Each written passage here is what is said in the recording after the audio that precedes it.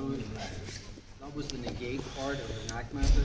Just basically, I don't want Charles' weapons facing me. I don't want his feet facing me. I don't want his knees facing me. Anytime you're passing guard and his weapons are facing you, you're in a lot of trouble. So immediately I'm cutting that angle.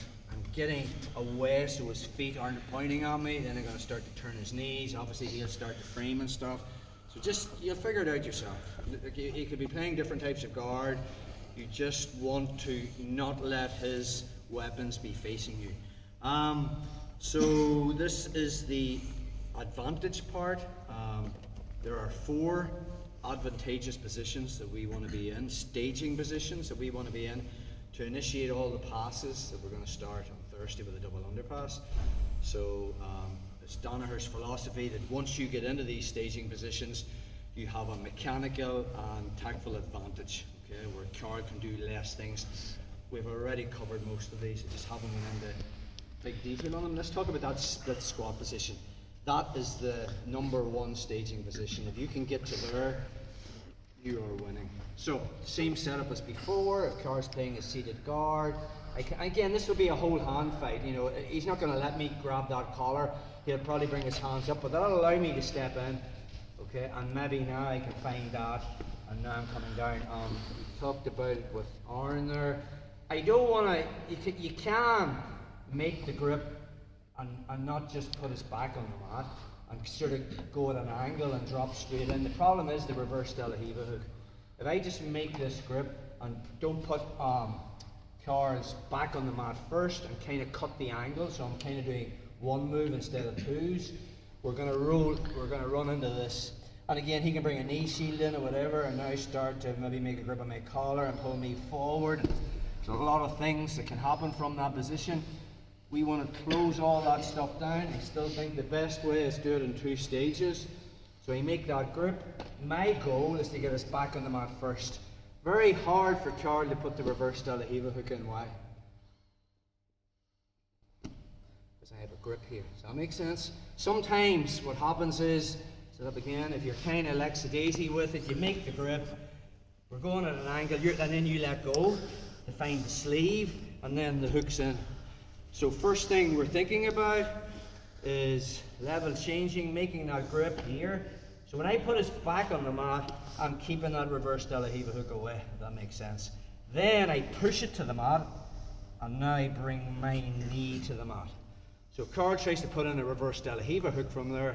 It's very, very difficult. The other thing that can happen is, see the way he's kneeing me in the ass, is this knee shield. I don't want this knee shield coming in. That can mess the whole split squat position up.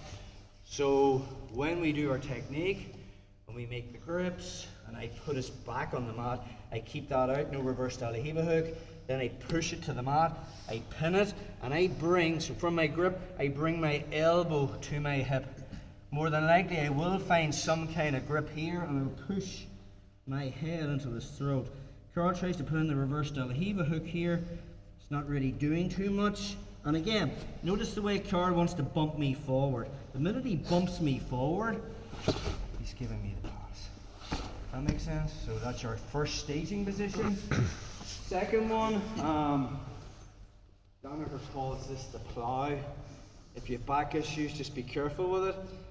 So we talked about how I could get Carl's back on the mat. Again, I don't want his feet pointing at me. So one option was to push them up to this direction. I can move like into a double under position. We're going to cover this pass on Thursday night. Sometimes from there I'll make the grip and I'll start to initiate the pass.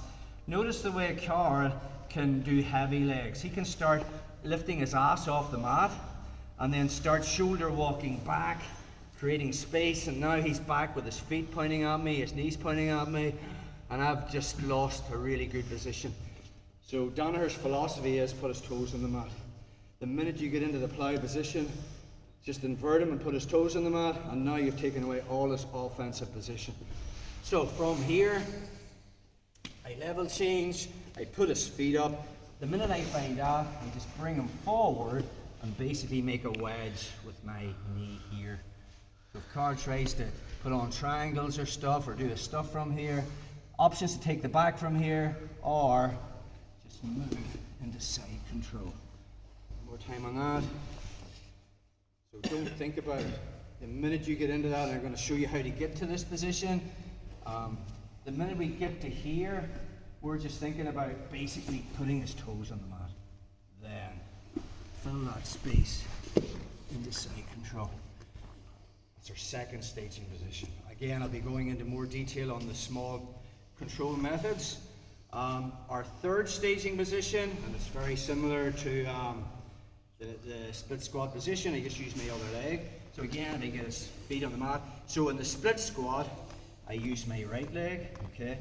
On the knee slice, I'm bringing this one through. So again, in the last vid, we showed you could get into this position. Once I get my knee to the mat and I make that connection and my head's in here, I can post my hand on the mat and replace my right shin with my left shin. Notice the way it's tight, but I don't want to like step into mount here because Carl's just going to bring his left knee to his face, and now he's made a hook and I'm going to get swept. So I'm keeping my right leg on the outside. The detail on that staging position is I want to fill the space with my body. So when we end up here, my legs to the outside, I want to occupy that space chest to chest. More than likely, Carl's going to be framing and all that stuff. I can win the cross face, start to walk my hand up, and possibly get into mount. The weakness in that is half guard. So once we get to here, I move maybe into that staging position, and I'm here, and then I decide to come this side. If I keep my foot L shape, just turn this way, bro. So I keep my left foot L shaped and my right foot out high. As Carl tries to connect the half guard, it can be very difficult. When the moment's right,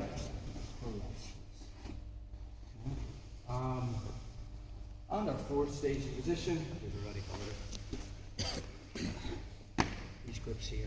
Okay. These wearing tight gi bottoms like that. So I'm here, I cut the ankle. That's all I'm thinking about. This is a very good position to start initiating my pass, especially the leg drag, because now from here, his knees are pointing at me. I can bring them across, start to pin, control. Once I'm here, back's there as well. Yeah. From our position, get his back on the mat. I can make my grips. I can cut that angle. Again, his feet aren't pointing at me. I don't want his knees pointing at me. I'll just run them this way. And again, we're into that kind of chiropractor's position again. Pin the bottom shin. Sometimes what will happen is he knows I want the back. He'll put his back on the mat, and I'll just keep him there in the cross face and head control. So, staging position 1. Split squat. Staging position 2. Knee slice. Staging position 3. Once you get better at these, especially one, concentrate on the first one, especially getting your knee to the mat and pinning his hip to the mat. That's everything. At the start you'll be sloppy, he'll get in reverse Danaher hooks and stuff, but just with practice you'll get better at it. Staging position number 3, feet up, make the grip. Notice the way I make that wedge with my knee, and now from there, side control, and staging position, or advantageous position number 4. Let's play around with that, guys. Again, this is just an overview, giving